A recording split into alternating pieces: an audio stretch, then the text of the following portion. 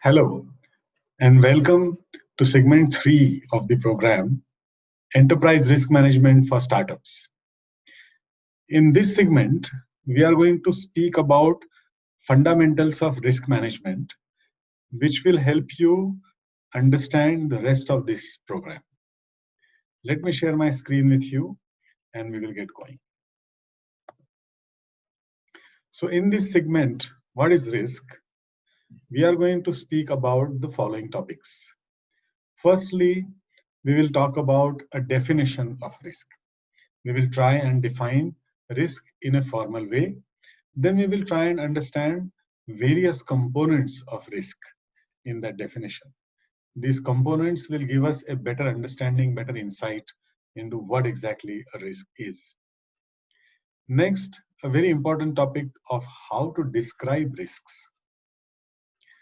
While working on risk management for years, I have understood that if we have to do something about a risk, if we have to do something effective about a risk, it is necessary to describe it in a proper manner.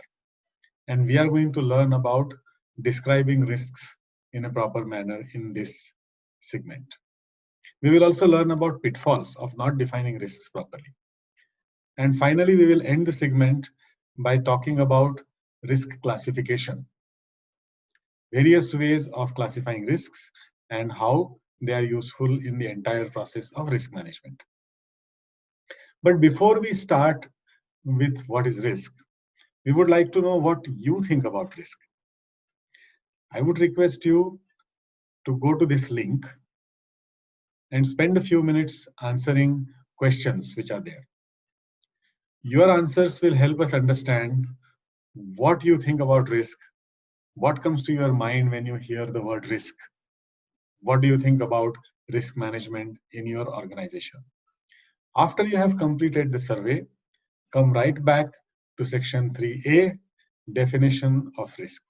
Welcome to segment 3, section A, definition of risk.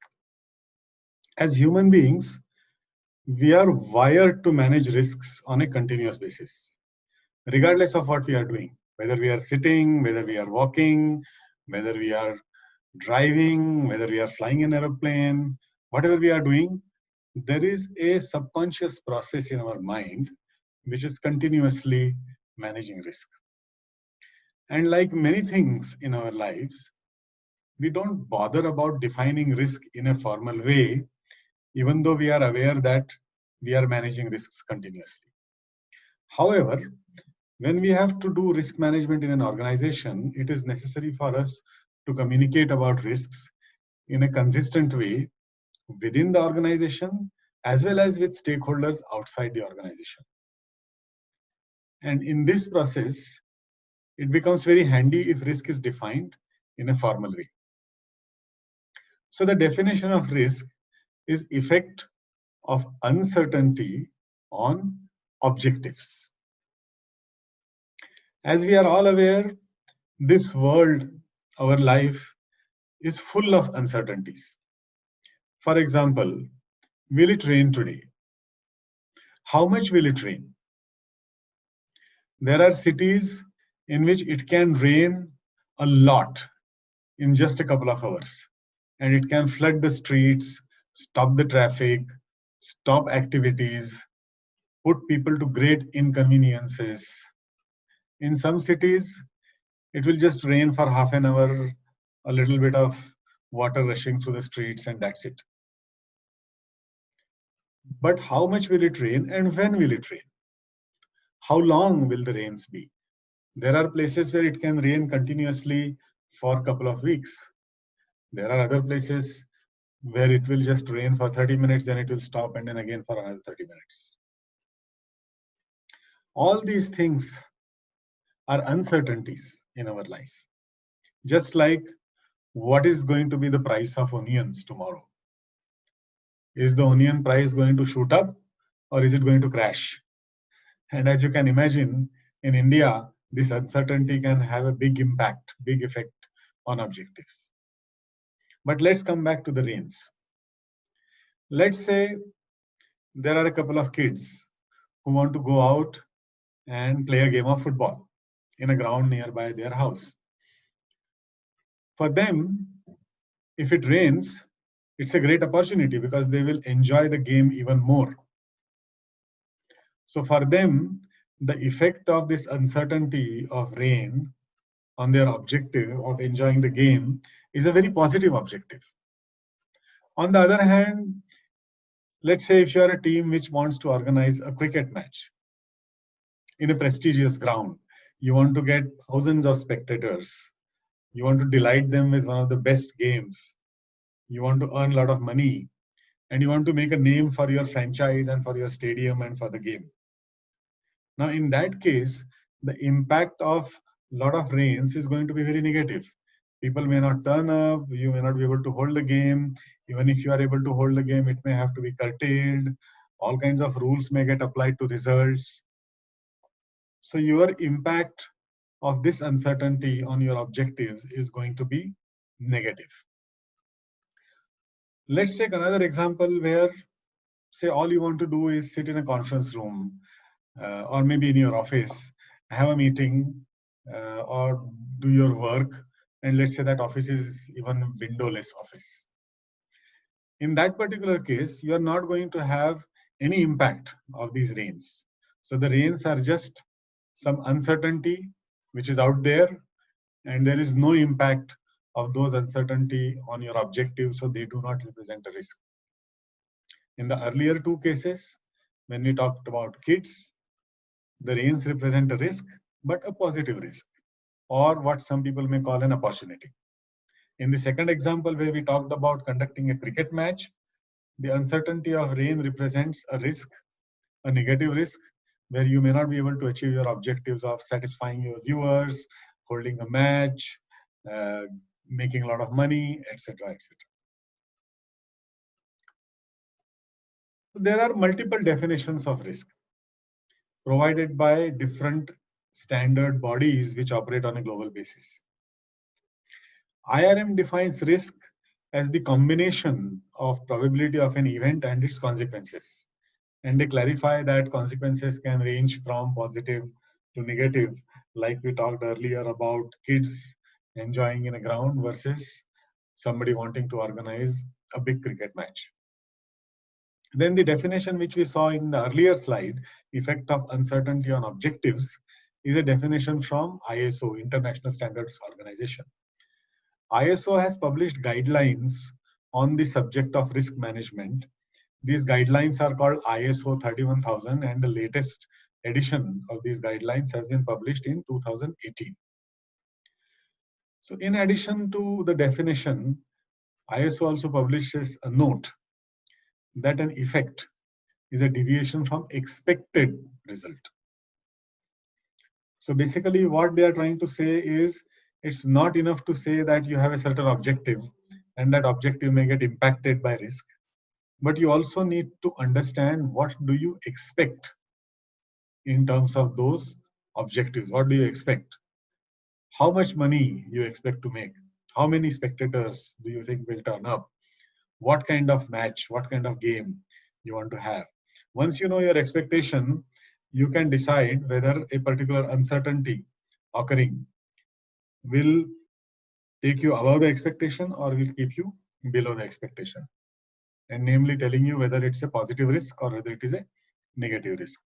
And then you have the definition from COSO in 2017, which talks about a possibility that event will occur and affect the achievement of strategy and business objective. Again, negative and positive outcomes. So COSO is now bringing it closer to the world of business and bringing in words like strategy and business objective. So basically, you will see all three formal definitions are talking about same concepts, effect that an uncertainty might have on your objectives. Then ISO brings in the refinement that you need to know expectations from your objective, and COSO brings it to closer by talking about strategy and business objective. So after talking about definition of risk, we are going to talk about components of risk in the next segment. So now we are in segment 3, section B, Components of risk. In the previous section, we talked about definition of risk. Definition of risk as effect of uncertainties on your objectives. In this section, we are going to talk about what are the various components of risk and what is their importance. Let's talk about a scenario where, let us say, I am delayed for doing something. So I am supposed to work on some documents, enter some data, maybe do some calculations, enter some data in my laptop, and finish an activity in time.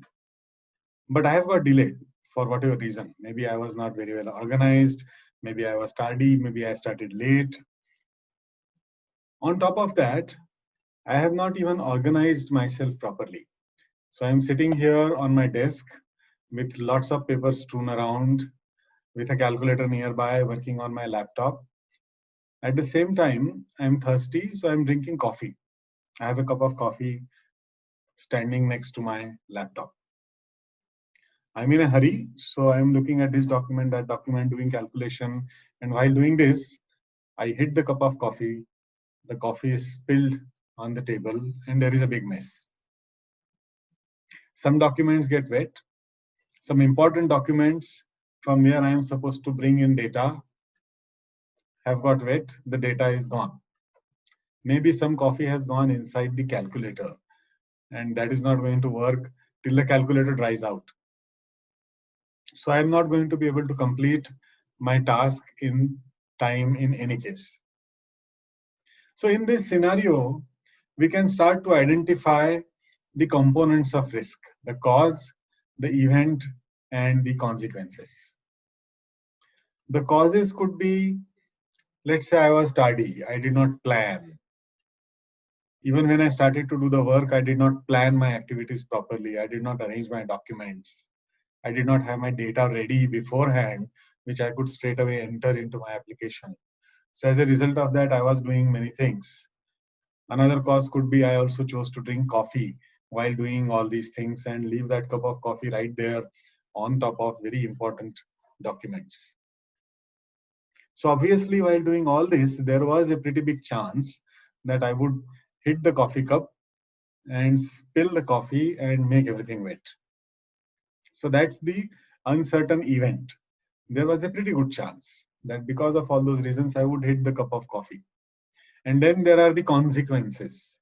Documents getting wet, some data being lost, calculator getting wet, and me not being able to complete my task in time in any case. So these are the three components of risk: the cause, sometimes called the root cause as well, the event, sometimes called the uncertain event, and the consequence. As we learned in the previous section, the consequences are basically impact on your objectives.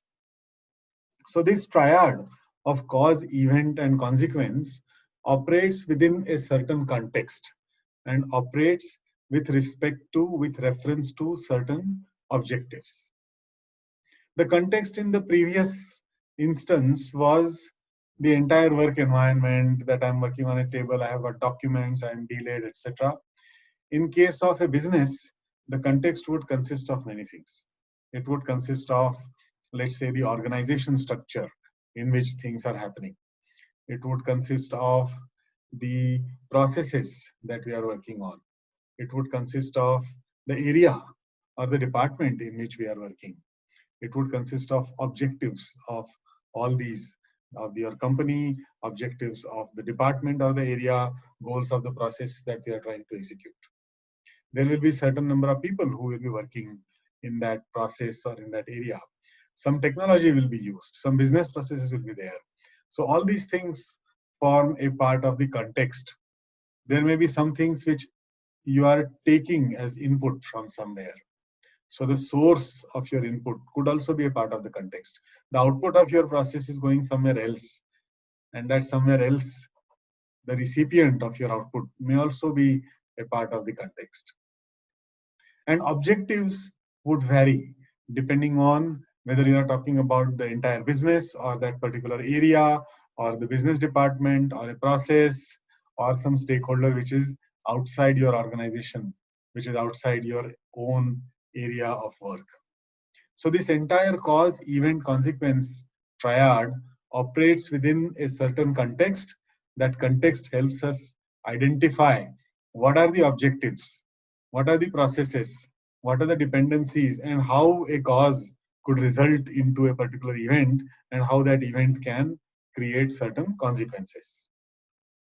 As we learned last time, the consequences can be positive, in which case the cause event consequence create an opportunity, or it may be negative, in which case they create a threat.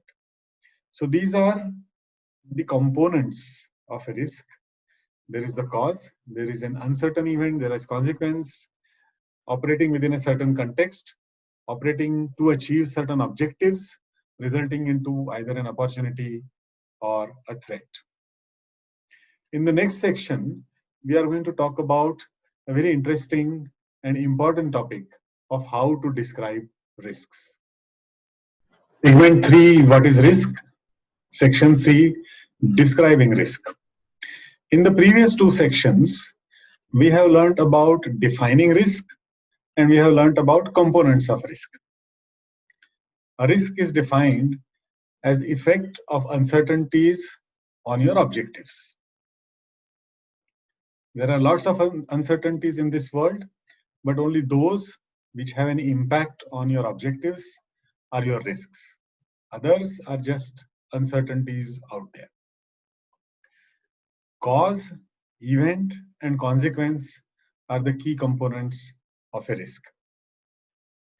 The cause, event, consequence triad operates within a certain context. It operates in a business context of an organization, business objectives, mission, vision, values, departments, processes, entire supply chain, and internal and external stakeholders. The context gives us the objectives. Consequence on objectives could be positive, in which case these are opportunities. Consequence on objectives could be negative, in which case these are threats. Now we are going to learn about describing risks, which is very important in the context of managing risks. When we have to talk about risks, when you have to communicate about them within the organization to multiple stakeholders and multiple stakeholders outside the organization, then it is necessary to be able to describe the risks properly. We tend to speak about risks in a rather informal way. For example, risk of heart attack, or legal risk, or risk of data loss, or risk of low demand, risk of accident. Talking about risk in this particular way does not tell us what is the uncertainty, what is the effect, what objectives are we talking about. It does not tell us what is the cause, what event that we are talking about, what are the consequences, how those consequences could impact objectives in a certain context.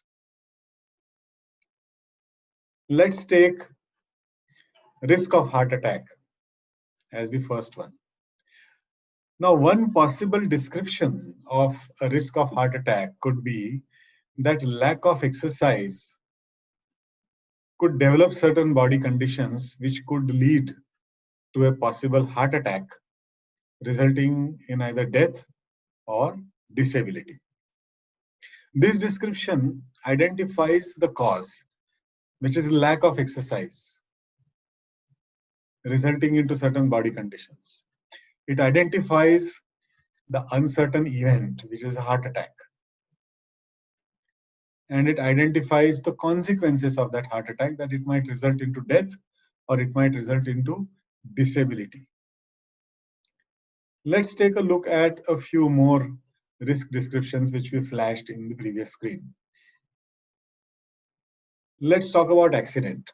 So a possible scenario is that drinking and driving could possibly get you into an accident, which may again result in death and disability.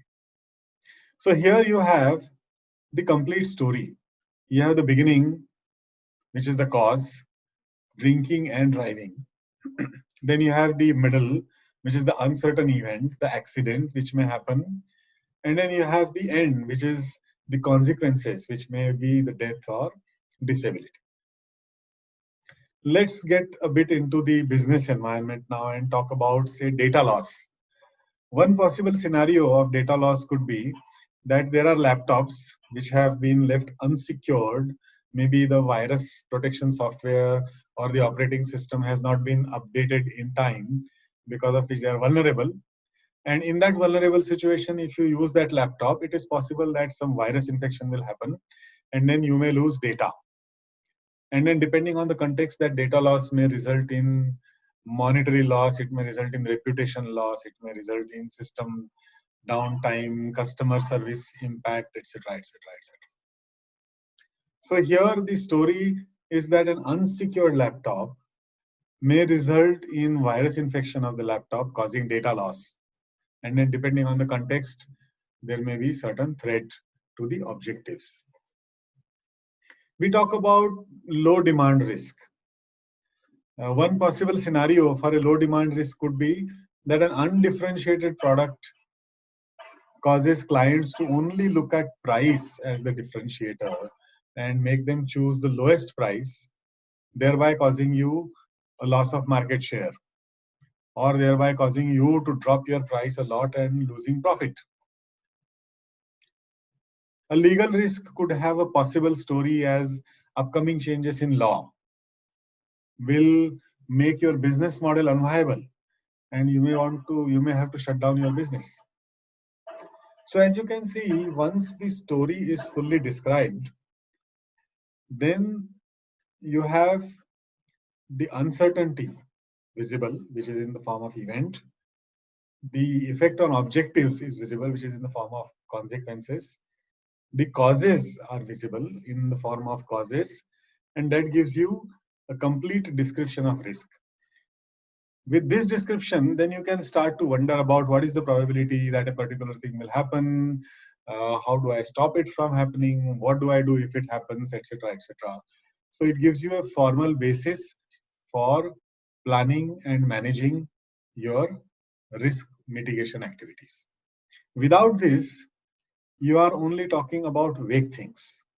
So it is extremely essential to be able to describe the risk correctly, to be able to describe the beginning, the middle, and the end of the story. In the next section, we are going to speak about risk classification. This is the final section of segment 3, what is risk? And here we are going to talk about risk classification. So far, we have talked about defining risk, we have talked about components of risk, and we have talked about describing risk. A risk is defined as effect of uncertainties on your objectives. So only those uncertainties are risks which have an impact on your objectives, others are not. Cause, event, and consequence are the components of risk. These components operate within a certain context. That context is your business context, consisting of your mission, vision, values, your organization structure, your process structure, and your internal and external stakeholders. The consequences on your objectives could be positive or they could be negative, resulting either opportunities or in threats. If one has to describe risks properly, then we need to tell risks as a complete story with a beginning, a middle, and an end. The cause, event, and the consequence. Not describing risks properly will make it very difficult to plan and execute risk mitigation and risk control. Now, finally, we are going to discuss classification of risks, which is useful both while identifying risks as well as while mitigating risks. There are many ways in which one can classify risks, and we can choose various dimensions along which we can classify or categorize risk. Basically, depending on our business characteristics, depending on what is important for us, depending on our context, and depending on the objectives, we can choose the correct dimensions, or we can even create new dimensions along which risks can be classified. In this section, we are going to look at a number of examples of risk classification. You could classify risks based on the time scale when the impact will be felt. So a risk is going to have an impact on your objectives. That impact could be felt immediately, in which case it is a short-term risk. It could be felt within 6 months, 8 months, or a year, in which case it's a medium-term risk. Or maybe you feel the impact after 5 years or 3 years, and then you can classify it as a long-term risk. Let's take an example. Let's say that we have a process of recruiting people at entry level from reputed institutions around the country.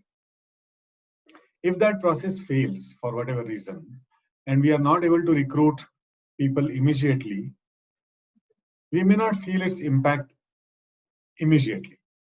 We may feel its impact 6 months down the line when we are expecting people to be available for various new activities or various projects.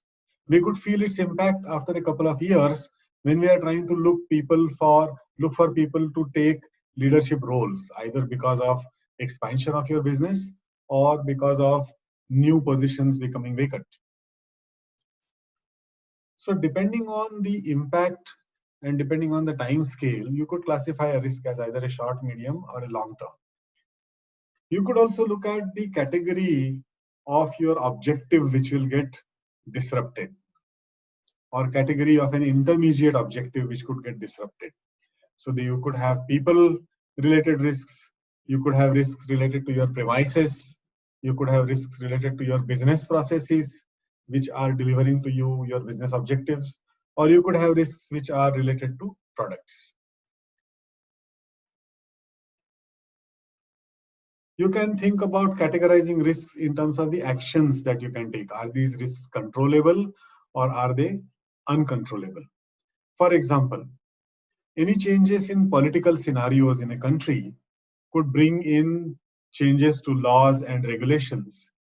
Now, this risk is not controllable by an organization, so it would be an uncontrollable risk. Whereas the risk that we talked about earlier, where we are not able to recruit people from proper institutions at the entry level, that's a controllable risk. We could examine processes, we could examine activities that we are doing, we could examine compensation being offered to people, and we could control those risks. The political risk can also be categorized as an external risk because it is outside of our organization. Whereas talent-related risk would be an internal risk. So you could classify risk based on the location of that risk, whether it is inside the organization or whether it is outside the organization. Similarly, you could classify risks as systematic or unsystematic. So a risk related to foreign exchange, for example, would be a systematic risk. A risk related to product would be an unsystematic risk. Pestle risk classification is usually extremely helpful in identifying risks in your organization. Pestle identifies risks in political, economical, sociological, technological, legal, and ethical or environmental categories. Political risks would consist of changes in tax policies, environmental laws, employment laws, various restrictions and reforms which a political party may bring in, general issues which may arise because of political instability in a country. The economic issues, economic risks could come because of, let's say, changes in interest rates, changes in exchange rates, because of inflation, because of changes to minimum wages, which may end up increasing your costs and which may end up impacting your profitability. Economic growth or decline, which may actually change the overall market size itself, impacting your revenue goals or impacting your profitability goals or impacting your growth goals. Then you have the sociological risks.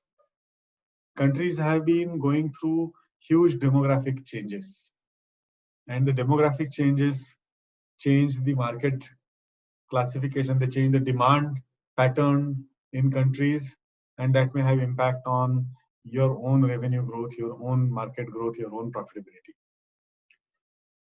Technology has been changing very rapidly over last several years, and companies need to keep track of those technology changes, keep abreast of them, and make sure that their products and services that they deliver to the market are at par with the technology expected by the market.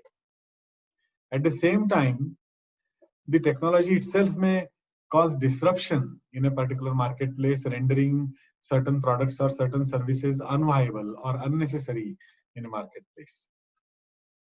Changes to laws can change